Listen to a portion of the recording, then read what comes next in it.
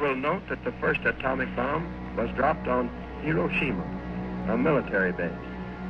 We won the race of discovery against the Germans. We have used it in order to shorten the agony of war, in order to save the lives of thousands and thousands of young Americans. We shall continue to use it until we completely destroy Japan's power to make war.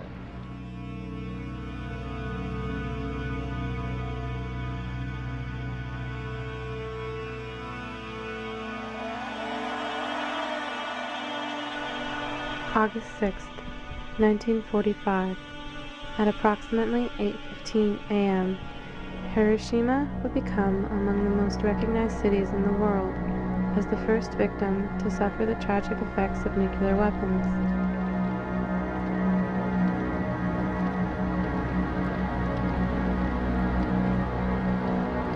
The chilling remains of the Prefectural Industrial Promotional Hall, now known as the A-Bomb Dome, serves as an unsettling reminder of the destruction long past. 600 meters above the sky, a bomb exploded with the effect of 16,000 tons of dynamite. Tens of thousands died instantaneously, and those who survived the initial blast favored the dead as the fortunate ones. A raging inferno engulfed the city, claiming even more lives in its deadly wake.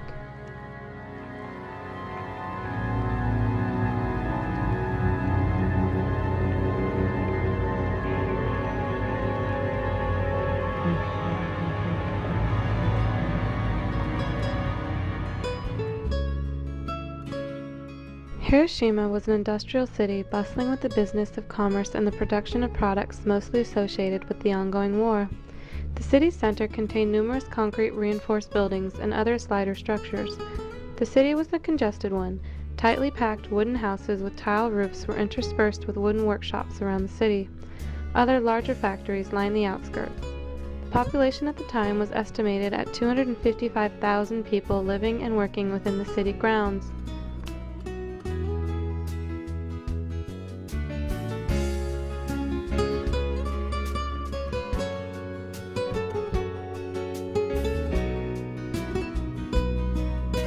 Washington had several reasons for choosing Hiroshima.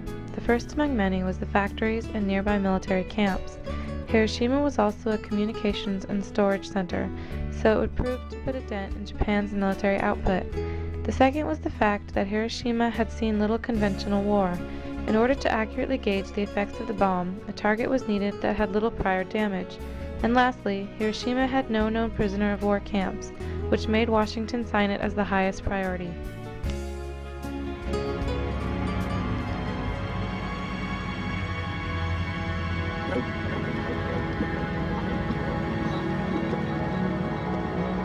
On the morning of August 6, 1945, the hustling city began as normal.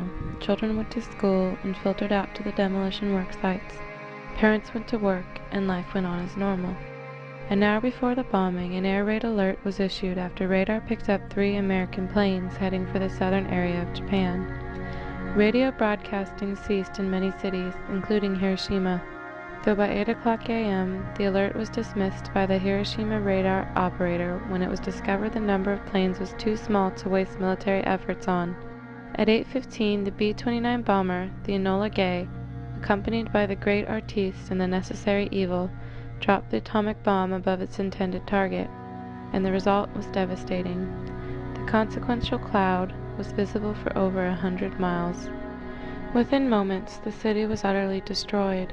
90% of the buildings were severely damaged or completely gone. The blast devastated everything within a mile, though the effect reached out as far as 4 miles.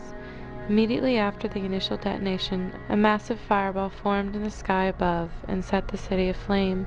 The wooden houses fueled the fire into a raging inferno that trapped many of the bewildered survivors of the initial blast.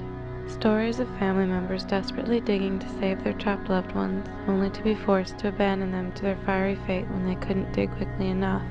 People whose skin and clothing had been seared off by the violent blast. Their burnt skin draped about their bodies like tattered rags, wandered the streets bewildered and begging for water. The school children able to make it home to their parents and die within their loving care. These are the tragic stories the Museum of Hiroshima is filled with. It is for them that this museum gives voice. Shoes, bags and books, clothing, and other belongings of victims now rest within the Peace Memorial Museum as a lasting reminder of the horrors the bomb inflicted. Many of those whose possessions these once were did not survive to tell their stories.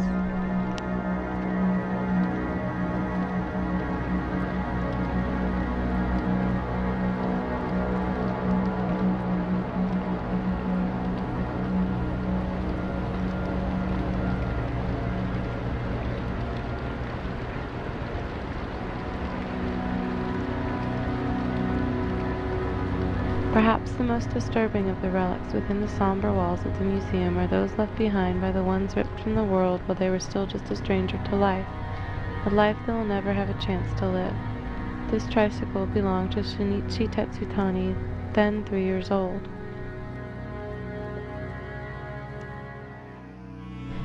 It is important to remember that they were all people, not just the Japanese or the enemies we were fighting a war against. They were also plain and simple people we share our world with. It could have been you or a member of your family, military and civilian alike. No one was spared the terrible power of the bomb.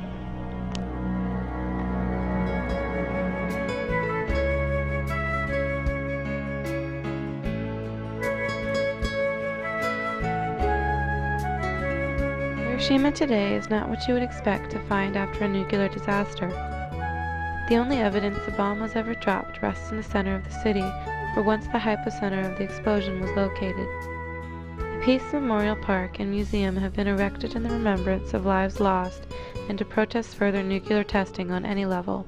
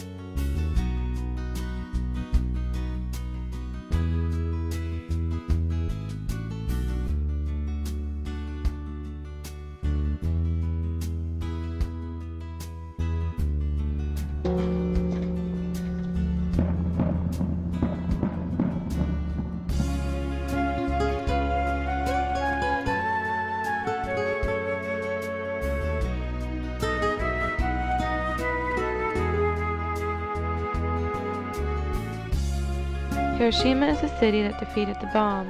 It bloomed and became hustling once more. Children now laugh and play among the ruins of the old military building, no longer overwhelmed by the suffering that once took place there. Even in destruction there is healing and growth. The city was rebuilt and the people live on.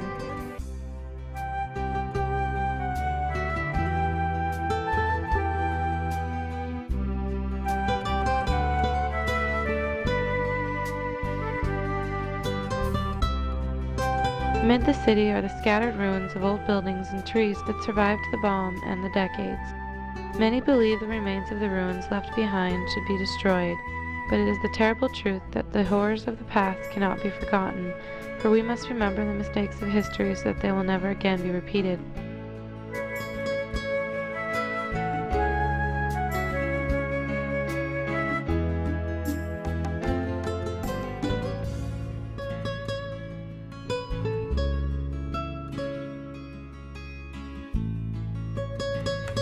The atomic bomb dropped in Hiroshima created enormous suffering at the time, of course, but it continues to cause suffering today among those who were exposed. The never-ending pain and anxiety they inflict are what makes such weapons inhuman. But we must never forget that nuclear weapons are the fruits of war. Japan, too, with colonization policies and wars of aggression, inflicted incalculable and irreversible harm on the people of many countries. We must reflect on war and the causes of war, not just nuclear weapons. We must learn the lessons of history that we may learn to identify and avoid the paths that lead to war.